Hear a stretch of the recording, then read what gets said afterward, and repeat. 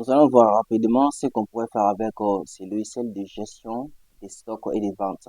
Tout d'abord, nous avons un tableau de bord sur lequel nous avons les évolutions des ventes par mois, évolution des articles approvisionnés, évolution des montants achetés et puis évolution des ventes par article. Voilà, donc ces périodes-là, ces graphes-là sont calculés en fait en fonction des périodes que vous aurez prédéfinies ici. Donc, mois en cours, mois flottant, voilà, semaine et puis année aussi, si vous voulez. Donc, ou bien si, par exemple, je tape 2022, ben bien, ça. Donc, je fais après. Bien. Ici, vous pouvez voir ici l'évolution de tout ce qui s'est passé entre 2022 et 2025.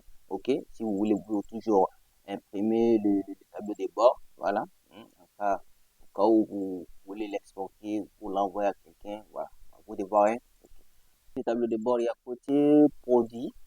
Côté produit. Donc, on peut voir la liste des totales de tous les produits.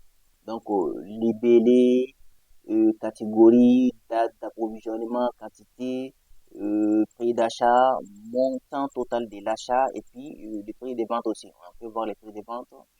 Je descends un peu. Voilà, et puis les noms du fournisseur aussi. Soit vous pouvez ajouter de nouveaux produits, lister tout d'abord les catégories. Bon, comment est-ce qu'on crée les catégories? On verra ça tout à l'heure. OK. Donc, vous renseignez les libellés, les prix de vente. Voilà, s'il y a une description sur les produits en question. Là, maintenant, après, vous sélectionnez une image. Par exemple, l'image des produits.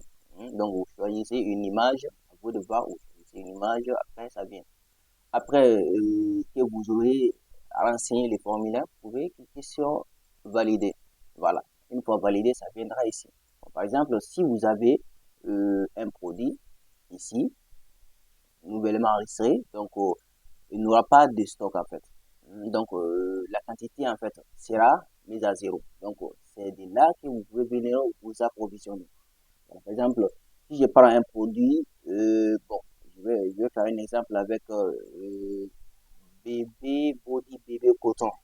Donc je viens sur produit pour voir. Hmm, Coton, par exemple, si je tape son nom, euh, bébé, voilà c'est ça. Body bébé, voilà coton. Coton manche, c'est ça? Bien sûr.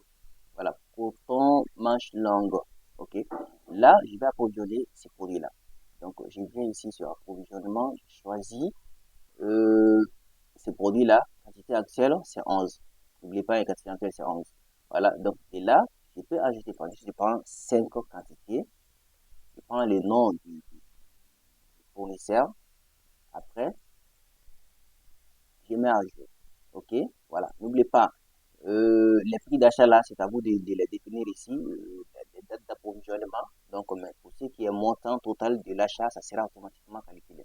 Donc, la quantité actuelle de cet article-là est maintenant 16. On va juste aller vérifier pour s'en assurer. C'est body.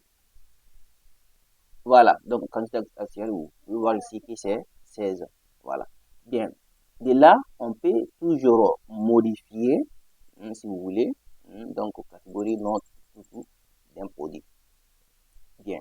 OK. Côté vente maintenant, donc, on peut voir tout d'abord la liste de tous les historiques de vente avec la date de vente. Bon, tout d'abord, libellé article, notamment du vendeur, notamment du client, date de vente, quantité vendue, prix de vente du produit et puis le total, montant total de vente aussi. Voilà. Donc, soit, c'est-à-dire les ventes seront faites par facturation. Je clique là-dessus. Par exemple, un client vient, il veut acheter un, deux, trois produits. Voilà, des produits différents, quoi. Donc, je fais juste insignation, c'est-à-dire Tulia, Bokar Maïga, bon, nom du vendeur, nom du client. Voilà. Bien. Je choisis l'article en question. Par exemple, si je prends les body bébé coton manche là, donc je prends la quantité actuelle, c'est 16. N'oubliez pas, on ne peut pas dépasser 16 ici. Donc, je tape juste 2. Il a pris 2. Voilà, il n'y a pas d'observation. J'ajoute ça à la facture. Une fois ajouté. Il prend aussi. Bokar Maïga, lui, il prend aussi, par exemple, bon, un PS4, quantité 1. J'ajoute ça à la facture aussi. Bien, ok. Bon, en cas d'erreur, vous pouvez toujours enlever ça si vous voulez, hein. Voilà. Bien, si j'ajoute ça ici, on peut venir voir ici, nombre d'articles, c'est 2. Le montant total de l'achat, c'est 144 000 en fait. Donc, montant à payer ici, ça sera 144 000. Par exemple, les restants, c'est 144 aussi. Donc, si je tape par exemple 100 000, je tape seulement 100 000. Le reste là, ça sera 134 000. Voilà, bon, je vais le faire exprès, enregistrer comme ça. Donc, on aura une dette envers le client en fait. Bon, mode de paiement ici, mobile monnaie ou bien chèque ou bien espèce. Je reste sur espèce et puis je valide ça. Donc, on va valider, on valide, voilà. Automatiquement, la facture sera générée. Ça, c'est vente par facturation. Bon, cette facture aussi sera aussi enregistrée dans l'historique de facture. Voilà. On vient justement de faire cette vente-là. Donc, au montant de la facture, c'est 144 000. Le montant payé, c'est 100 000. Bon, en fait, c'est pas 100 000, c'est 10 000. Hein. C'est ce que j'avais mis, mais je pensais que c'était 100 000. OK. Bon, les restants, c'est 134. Par exemple, je vais essayer maintenant, si le client il revient et qu'il paie le reste, je viens. Je modifie juste ça là ici. Je clique sur modification. On peut voir les restants. Donc, j'ajoute les restants. Je mets 134. 134 000 ici. OK. Et puis, je valide ça. Donc, une fois validé, le montant payé sera, vous voyez ici, le montant payé c'est 144 000. Le montant de la facture c'est ça. Et le restant, c'est 0 maintenant. Donc, les clients est soldé. Voilà. Donc, si jamais il restait encore, ça allait être non soldé. OK. Bon, je quitte ici. OK. Bien. Là, maintenant, on peut aller voir côté rapport. Par exemple, rapport des approvisionnements par année. Donc, on peut le voir toujours ces rapports-là par mois aussi, si vous voulez. Donc, et puis les totals sont là. OK? Donc, rapport aussi des produits, des quantités de produits, donc par mois aussi, si vous voulez. Donc, et les totals aussi sont là. Bien.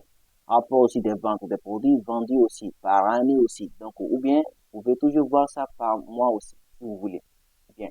Ça, c'est juste les rapports d'approvisionnement, rapport des produits, rapport des ventes aussi. Bien. Là, je pense que c'est bon. Ça reste juste comment est-ce qu'on arrive sur un client, fournisseur et puis vendeur aussi. Donc là, je viens.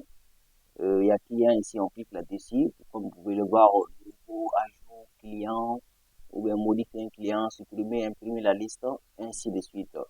C'est les mêmes qu'avec les fournisseurs aussi. Donc on crée les fournisseurs ici. Donc et puis on crée les vendeurs ici aussi.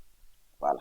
Bon, il y a aussi la liste des articles de vente qui est les mêmes que produits ici. OK? Donc, si je clique ici, on peut voir ces listes-là. Bien. Comment est-ce qu'on crée les catégories des produits? Je viens sur fichier, je viens juste sur configuration, catégorie produits. Vous pouvez voir la liste de vos catégories ici. Vous pouvez toujours en modifier, en créer, en supprimer, imprimer, ainsi de suite. Voilà. Bien. OK. On crée le profil de l'entreprise ici. Soit que ça soit par ici, vous le faites ici, ou bien profil ici. C'est à peu près les mêmes choses. N'oubliez pas. Donc, une fois que vous aurez renseigné les informations de l'entreprise ici, les logos là viendra ici automatiquement. C'est bon? Voilà. C'est à peu près tout ce qui concerne les différentes fonctionnalités de ces logiciels de gestion des stocks et des ventes.